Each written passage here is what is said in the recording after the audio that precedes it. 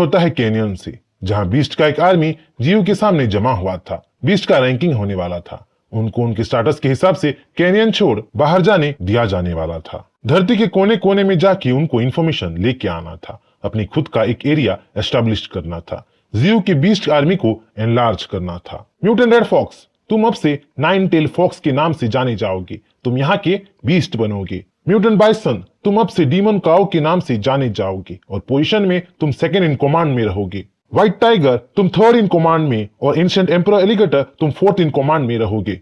Emperor alligator demon काओ से कहीं ज्यादा पावरफुल और स्किल से नाइन टेल फॉक्स को टक्कर दे सकता था, पर क्योंकि वो लेट में आया था, बाद में जीयू के बीस्ट आर्मी को ज्वाइन किया था, इसलिए उसे जीयू लास्ट इन पोजीशन में रखा था। जो बीस्ट लेवल 9 में पहुंच चुके थे, उनको इंसानों के शहर को छोड़ पूरा दुनिया घूमने की परमिशन जीयू दे चुका था, क्योंकि चाहे बीस्ट कितने भी पावरफुल क्यों ना हो, वो इंसानों के पॉपुलेशन के सामने, उनके मॉडर्न टेक्नोलॉजी के सामने, उनके वेपन्स के सामने कमजोर थे। इसीलिए बीस्ट्स को इंसानों से, उनके शहर से बच के रहना था। हर लेवल 9 के बीस्ट को दुनिया एक्सप्लोर करने की परमिशन मिल चुका था, सिवाय व्हाइट टाइगर की। व्हाइट टाइगर जो लेवल 9 में होने के बावजूद भी आईक्यू और दिमाग से कच्चा था, एक भोला भाला बेवकूफ बीस्ट था। मास्टर, मुझे भी आपको छोड़ के नहीं जाना है, यहीं रहना है। जब डीमन काओ जीयू को छोड़ के, कैनियन को छोड़ के बाहर एक्सप्लोर करने नहीं जाने की रिक्वेस्ट करता है, तो जीयू डीमन काओ के प्यार को देख रिक्वेस्ट एक्सेप्ट कर लेता है और उसे अपने पास रहने की इजाजत दे देता है। वहीं जीयू के दूसरे बीस्ट का एडवेंचर्स शुरू हो जाता है। न्यू दुनिया एक्सप्लोर करने की एडवेंचर शुरू हो जाता है।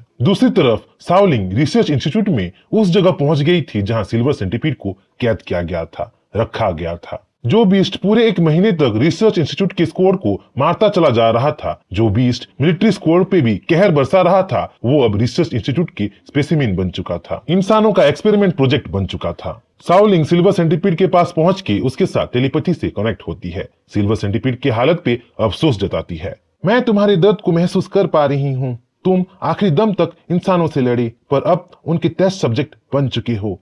हमारा दुश्मन एक ही है। तुम अपनी बची कुची स्पिरिचुअल एनर्जी को मेरे साथ मर्ज कर दो, मेरे अंदर समा जाओ, हम एक साथ इंसानों से लड़ेंगे। तभी सिल्वर सेंटीपीड अपनी आंखें खोलता है और अपनी स्पिरिचुअल एनर्जी को शाओलिंग में समा देता है। दूसरी तरफ जीयू के बीस्ट एक्सप्लोरेशन शुरू कर दिए थे। जहां नाइन टेल फॉक्स एक्सप्लोरेशन करते करते रेगिस्तान तक पहुंच चुका था, वहीं एंशिएंट एम्परर एलिगेटर नदी और समंदर में अपना खोजबीन शुरू कर दिया था। जहां व्हाइट टाइगर को अल्फाबेट सिखाते सिखाते क्यानकिन अपना सर पटक रही थी, वहीं म्यूटेंट विंडवुल्व्स और ज्यादा स्पिरिचुअल स्टोन्स गैदर कर रहे थे।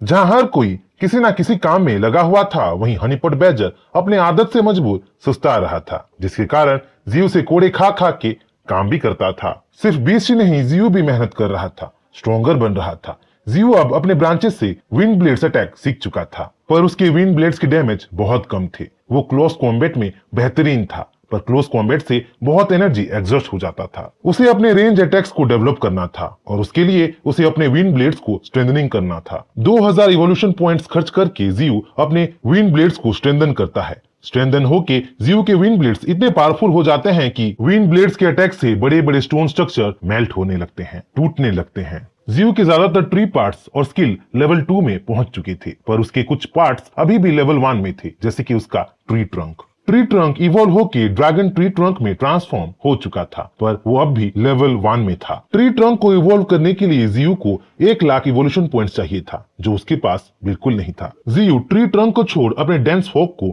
6000 इवोल्यूशन पॉइंट्स खर्च करके स्ट्रेंथन करता है। डेंस फॉग इवॉल्व होके और ज्यादा स्ट्रॉन्गर, डेंस और रेडियस में बड़ा हो चुका था। फॉग अब मनचाहा शेप ले सकता था, आवाजें निकाल सकता था और यहाँ तक कि अटैक भी कर सकता था। डेंस फॉग एक तरीके से अब जीयू की आंखें बन चुका था। ये क्या है? ये ड्रैगन कहाँ से आ गया? हे भगवान, ये ट्री गॉड और क्या नया तमाशा कर रहा है? डेंस फॉग के ट्रांसफॉर्मेशन से इंसान ही नहीं, बीस्ट भी घबराने लगे थे। फॉग कभी भूत प्रेत का तो कभी ड्रैगन्स का रूप लेके सबको डरा जो रहा था। जीयू शाओकिंग को अपने न्यू डेंस फॉग के एबिलिटी से डराने की सोच ही रहा था कि तेजदार पर्पल रोशनी के साथ कुछ डायरेक्टली उसके रूट्स पे जाके रुकती है। जब जीयू गौर करता है तो वो शाओकिंग को वहां पाता है। शाओकिंग सेंटीपीड के शेल से अपने आप को घेर के रखी थी और तेजदार रोशनी इमिट कर रही थी। यहाँ हमें पता चलता है कि शाओकिंग सिल्वर सेंटीपीड की एनर्जी को ऑब्जर्व कर चुकी थी और ट्रांसेंड लेवल में फर्स्ट ऑर्डर में इवॉल्व होने ही वाली थी। दूसरी तरफ शाओलिंग की बॉडी भी जोरदार एनर्जी रिलीज कर रही थी। उसे देख उसके कॉलीग्स उसके ट्रेनर्स, यहाँ तक कि प्रोफेसर भी दंग हो गए थे। प्रोफेसर सब कुछ छोड़ शाओलिन को इवॉल्व करने में हेल्प करना चाहता था, क्योंकि ह्यूमैनिटी स्ट्रॉन्गर जो हो रहा था। जहाँ एक तरफ शाओलिन के बॉडी के इवोल्यूशन में हेल्प करने के लिए प्रोफेसर उसे बेस्ट फायर स्पिरिट रॉक दे रहा था, वहीं दूसरी तरफ शाओकिंग के स्पिरिट के इवोल्यूशन में हेल्प करने के लिए जियू उसे लाइफ ऑफ एसेंस पिला रहा था। आखिरकार सबका इंतजार फल लाया। शाओकिंग अपने फर्स्ट ऑर्डर में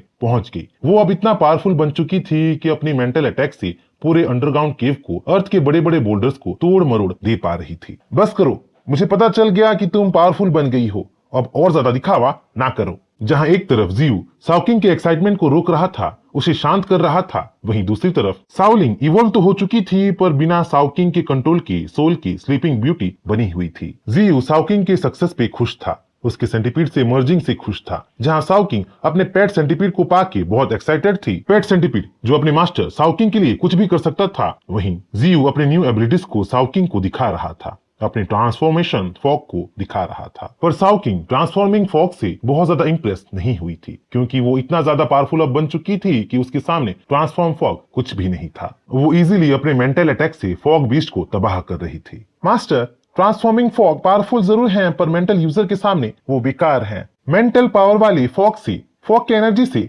आपके पास पहुंच सकते हैं। बेहतर होगा आप स्पिरिट स्टोन्स यूज करें और स्पिरिट स्टोन से खुद छिपे रहें। जियू शाओकिंग की बातें समझ जाता है। वो स्पिरिट स्टोन यूज करके फॉग बीस्ट में जान फूंक देता है। स्पिरिट स्टोन्स एक तरीके से फॉग बीस्ट के हार्ट बन चुके थे, फॉग बीस्ट को इंडिपेंडेंस दे चुके थे। अब फॉग बीस्ट रियल लगने लगे थे और इंट्रूडर्स पे कहर बरसाने के लिए तैयार थे।